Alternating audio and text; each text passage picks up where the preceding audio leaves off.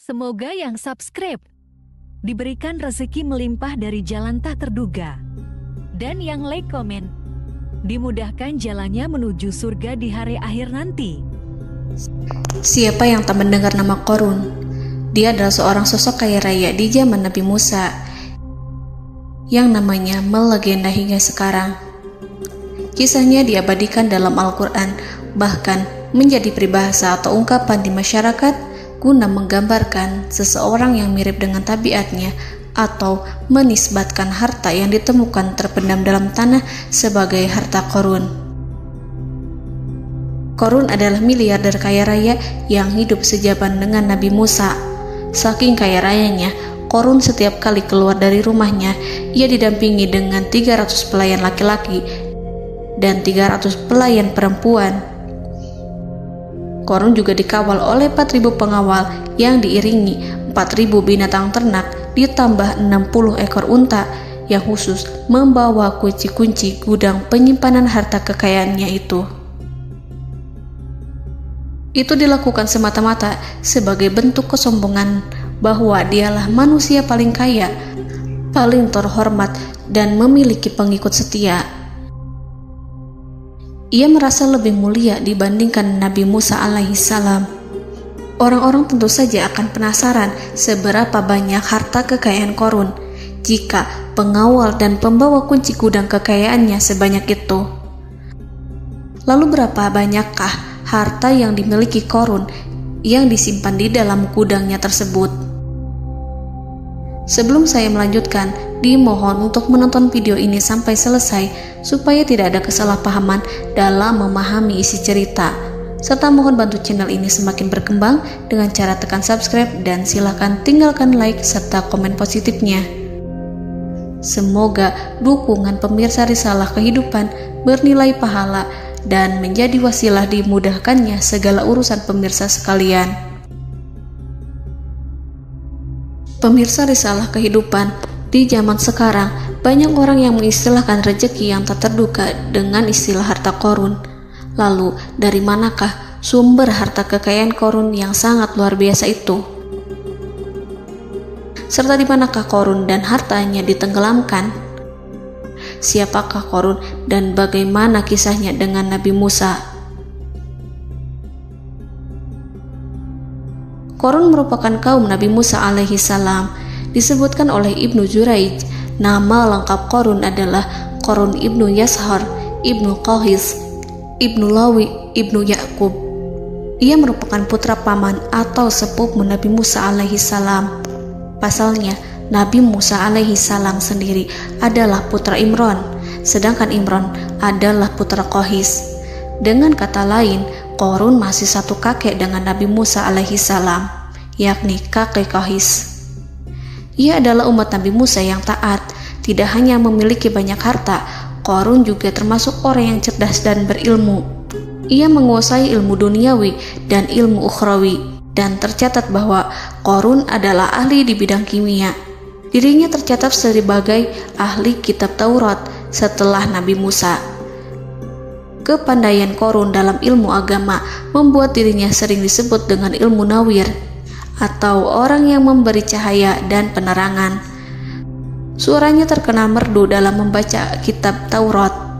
Selain itu, Qorun juga lihai dalam berbisnis. Ia mengetahui trik investasi yang menguntungkan, serta jalur perdagangan internasional yang strategis di zamannya. Kekayaan Qorun begitu banyak, sebagaimana tercatat dalam surat Al-Qasas ayat 76. Sesungguhnya Qorun termasuk kaum Musa, tetapi dia berlaku aniaya terhadap mereka. Kami menganugerahkan kepadanya perbendaharaan harta yang kunci-kuncinya sungguh berat dipikul oleh sejumlah orang-orang yang kuat. Dalam riwayat Kaisamah disebutkan, kunci gudang kekayaan Qorun dibutuhkan 60 bigol atau sejenis kuda kecil. Ukuran kuncinya sebesar jari, bahannya terbuat dari kulit, dan setiap kunci digunakan untuk satu gudang. Maka keluarlah Qorun kepada kaumnya dalam kemegahannya. Para ulama tafsir menjelaskan Qarun keluar dengan mewah diiringi dengan 300 gadis berbaju merah dan 4.000 kendaraan kuda. Tak heran, iring-iringan Qarun itu mengundang decak kagum mereka yang gandrung terhadap harta kekayaan. Sebagaimana yang terekam dalam ayat Al-Quran, moga-moga kiranya kita mempunyai seperti apa yang telah diberikan kepada Qarun. Sesungguhnya ia benar-benar mempunyai keberuntungan yang besar. Quran Surat Al-Qasas ayat 79. Namun tak sedikit kaumnya yang mengingatkan. Ingatlah ketika kaumnya berkata kepadanya, janganlah engkau terlalu bangga. Sesungguhnya Allah tidak menyukai orang-orang yang terlalu membanggakan diri atau farihin. Ulama menafsirkan istilah farihin di sana juga berarti takabur, zolim, berbuat kerusakan, arogan, dan tak mau bersyukur terhadap nikmat. Qarun dikisahkan memiliki ribuan kuda yang berisikan emas dan perak. Bila keluar rumah, Qarun selalu berpakaian mewah dan dikawal 600 pelayan dan diiringi 4.000 ekor kuda serta 60 ekor unta yang membawa kunci-kunci gudang kekayaannya. Namun, sayangnya Qarun kemudian membangkang pada Nabi Musa dan menjadi pengikut setia Fir'aun.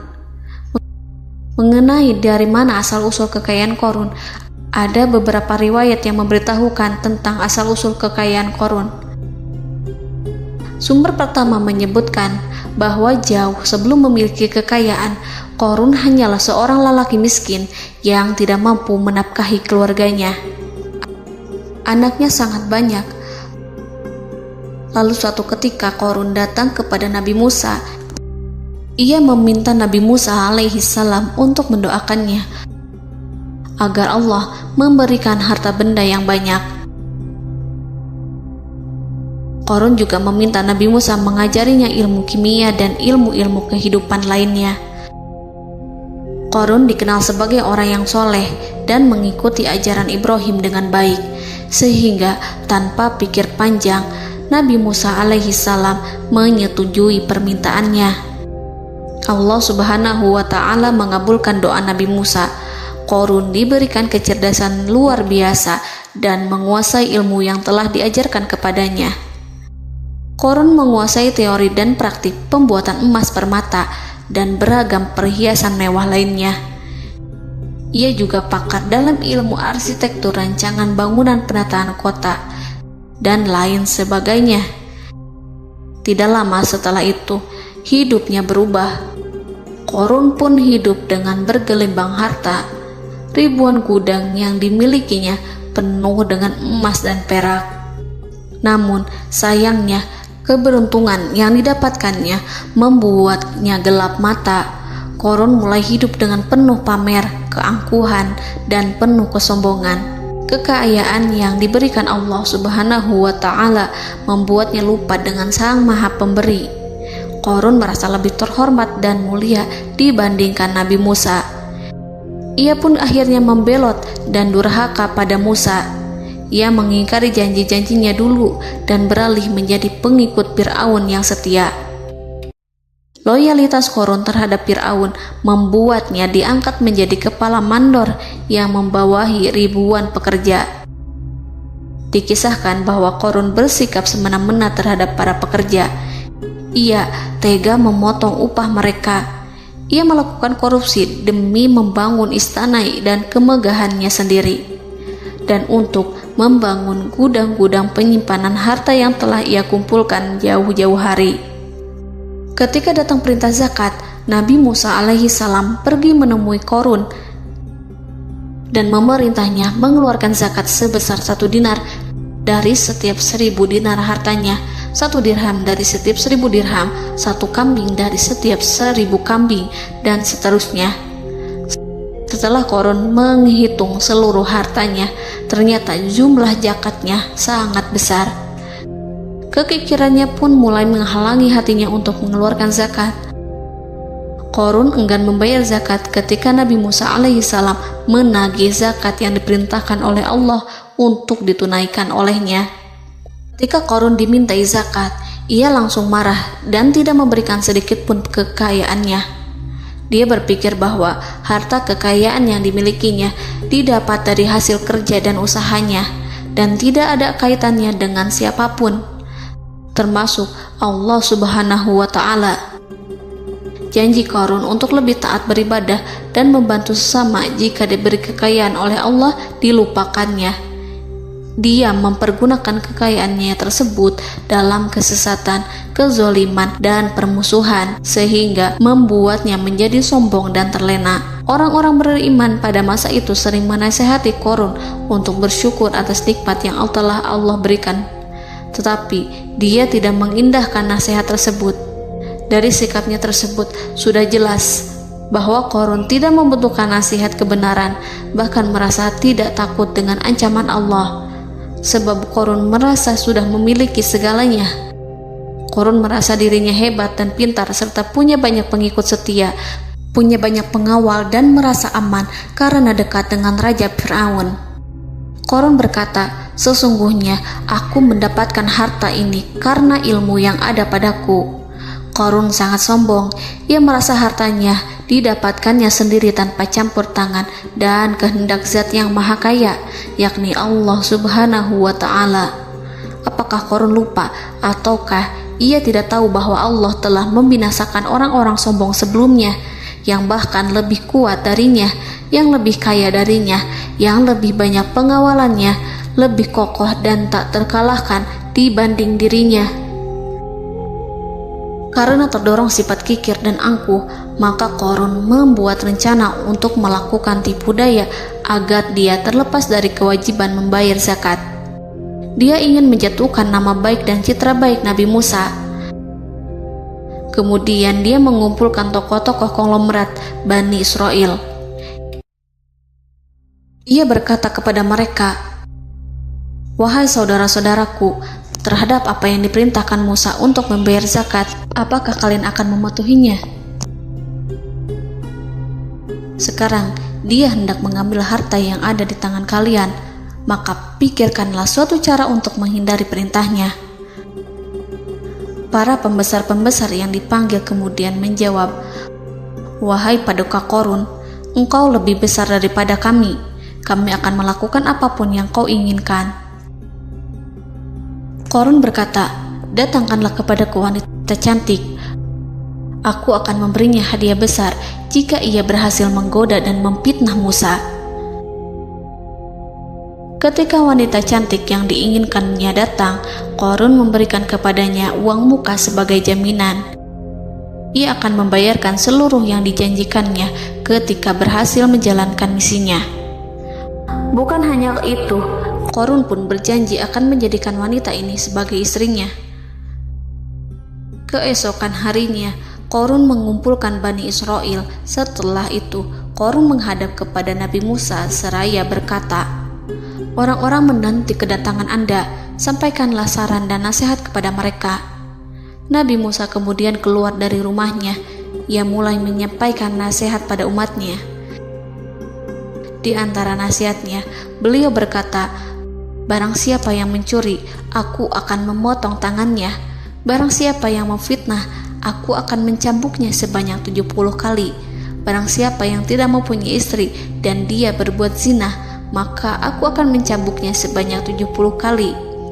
Adapun barang siapa yang memiliki istri dan ia berbuat zina, aku akan rajam dia sampai mati." Qarun kemudian berkata, "Apakah ini juga berlaku untuk Anda jika Anda sendiri yang berbuat zina? Apakah Anda akan menerima hukumannya?" Kemudian Nabi Musa menjawab, "Ya, meskipun saya sendiri yang melakukannya." Maka kemudian Qarun memanggil wanita yang telah dibayarnya. Wanita itu berdiri di depan Nabi Musa dan Bani Israel yang telah berkumpul, mengaku sedang hamil karena berhubungan badan dengan Nabi Musa. Maka marahlah Nabi Musa atas fitnah kejam yang diarahkan kepadanya. Kemudian Nabi Musa melakukan sholat 2 rakaat, lalu mendatangi wanita itu dan menyumpahnya agar mengatakan siapa yang menyuruhnya.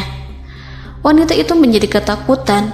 Ia bergemetar di depan Nabi Musa dan mengaku bahwa yang menyuruhnya adalah Qarun. Lalu wanita itu bertaubat dan meminta maaf kepada Nabi Musa. Seketika Nabi Musa bersujud seraya berdoa kepada Allah agar menimpakan azab kepada Qarun. Allah memberi wahyu kepada Musa bahwa bumi telah dijadikan tunduk kepada perintah Nabi Musa. Kemudian Nabi Musa berkata kepada bumi, "Wahai bumi, telanlah Qarun beserta kekayaannya, habiskanlah semua." Kala itu Allah menurunkan wahyu kepada Musa alaihissalam untuk memerintah bumi apapun yang diinginkannya. Begitu Nabi Musa alaihissalam datang dengan wajah sangat marah, barulah Qarun merajuk, "Wahai Musa, sayangilah aku." Sementara Nabi Musa alaihissalam tak bergeming. Beliau lantas berkata pada bumi, "Wahai bumi, ambillah mereka." Seketika rumah Qarun mulai bergetar. Qarun dan antek-anteknya mulai dibenamkan hingga bagian lututnya. Rumahnya ikut turun sedalam lutut. Qarun kembali merajuk, "Sayangilah aku Musa." Rumahnya kembali berguncang. Kini Qarun dan kawan-kawannya kembali terbenam hingga pusar. Demikian pula rumahnya. Qarun terus merajuk, "Wahai Musa, sayangilah aku." Sementara Nabi Musa alaihissalam kembali meminta bumi, "Wahai bumi, ambillah mereka." Rumah Qarun berguncang lagi, sementara Qarun dan kawan-kawannya terus terbenam hingga bagian tenggorokannya. Demikian pula rumahnya. Qarun lagi-lagi menjerit, "Wahai Musa, sayangilah aku." Namun Nabi Musa alaihissalam tak bergeming. Beliau terus meminta bumi menelannya, hingga akhirnya Qarun dan kawan-kawannya hilang seluruhnya ditelan bumi. Tak lama setelah itu Allah berkata, "Wahai Musa, apa yang membuatmu bersikap demikian? Padahal demi kemuliaanku, andai dia Qarun berdoa kepadaku, niscaya aku akan rahmati. Maka kami benamkan dia beserta rumahnya ke dalam bumi, maka tidak ada baginya satu golongan pun yang akan menolongnya selain Allah. Dan dia tidak termasuk orang-orang yang dapat membela diri." Quran Surat Al-Qasas ayat 81. Lalu di manakah lokasi ditenggelamkannya Qarun beserta harta bendanya? Konon berdasarkan kepercayaan beberapa masyarakat setempat, Qarun ditenggelamkan di sekitar sungai atau danau Moris yang terkenal di kota Payom, negara Mesir. Qarun konon mendirikan istana dan di tempat itu pula ia ditenggelamkan. Dahulu, Qarun berkeinginan membangun sebuah istana, namun tidak diizinkan oleh Fir'aun jika istana itu dibangun di samping istana Fir'aun. Terlebih, Qarun juga tidak ingin membangun istana di tengah pemukiman Bani Israel yang terletak di tanah Jasan. Fir'aun pun memberikan tanah di wilayah Fayom. Kemudian di tepi sungai Payom inilah Qarun membangun istananya yang megah, dan di dalamnya ia membangun Al-Khunuj, gudang penyimpanan harta berisi emas dan perak. Salah satu bukti arkeologis yang dapat dijumpai di lokasi tersebut adalah runtuhan bangunan yang diduga sebagai tempat tinggal Qarun yang berjarak sekitar 2 km dari Danau Qarun. Menurut beberapa sumber, bangunan yang masih berdiri kokoh tersebut adalah benteng yang dibangun oleh Qarun. Namun ada juga yang mengatakan bahwa bangunan tersebut adalah tempat tinggalnya. Wallahu a'lam. Semoga kita semua dijadikan orang yang Allah mampukan menjadi orang kaya namun tidak seperti Qarun,